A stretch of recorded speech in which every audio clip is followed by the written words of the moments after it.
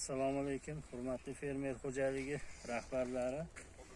Mana biz paxta maydonida turibmiz. Sizlarga bir narsani ko'rsatmoqchimiz.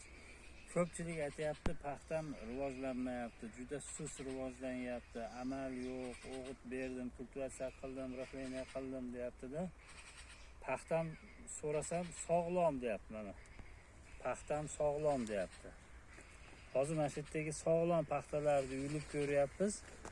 70% gacha ildiz kasalligi gamoz bilan kasallanib bo'lgan mana. Mana sizlar ko'zlaringga mana shu yerdan eng sog'lom paxtalarni yulib ko'rsataman. Sizlarga har safar aytayapman.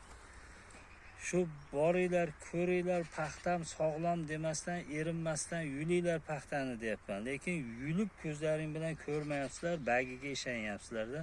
Mana hozir mana shu sog'lom paxtalar, mana hech qanday kasallik belgilari yo'q. Mana shu paxtalardan men sizlarga yulib ko'rsataman ildizini holatini. Mana bu ildiz, mana popik ildiz tugagan mana. Mashetgacha mana yumshoq mana. Mashetgacha ildiz chirib bo'lgan, tugagan. Hattoki ovqatlanish uchun popik ildizi qolmagan mana. Yaqinroq ko'rsat, mana chirib bo'lgan ildiz. Mana sog'lom paxta.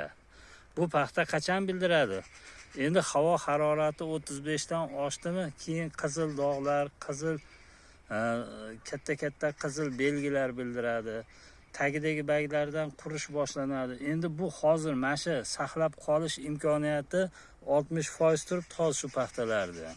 Ertaga havo 40 darajaga yetadigan bo'lsa, bular turgan joyida qurib ketadi. Hammalaringga hozirgi topshiriq shu, ogohlantirish shu. Yerga kiringlar, ko'zlaringga sog'lom ko'rinayotgan paxtalarni yulinglar. Keyin mana sizlarga hasharotlarni ham ko'rsangiz, mana oltin ko'z. Bu foydali hasharotimiz shira tripisni yeydi. Mana shu paxtalarni tepasidagi baglarini nima yeyapti degan savol hammalaringda turibdi. Aralab yeyapti, bag qirg'og'idan aralab yeyapti. Ildiz qurti bunaqa qilib yemaydi. Mana bu paxtamiz ham o'zi tugagan ekan, tamom bo'lgan ekan. Mana bargini yeyotgan, aralab yeyotgan mana bu qo'ng'iz. Hammalaringga ko'rsatib qo'yay. Mana shu qo'ng'iz mana. Shu qo'ng'iz bagni qirg'og'idan yeyotgan qo'ng'iz. Hammalaring ko'rib olinglar. Mana qolgani ko'k qurt, ildiz qurt. Bu aralab yiqitadi paxtani mana.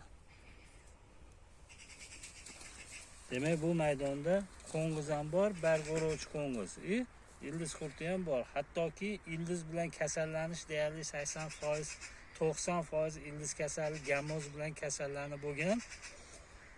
Insonning ko'ziga sog'lom ko'rinib turibdi, xolos. Hammalaring ko'rib olinglar mana. Sog'lom paxta yulingandagi ildizni holati.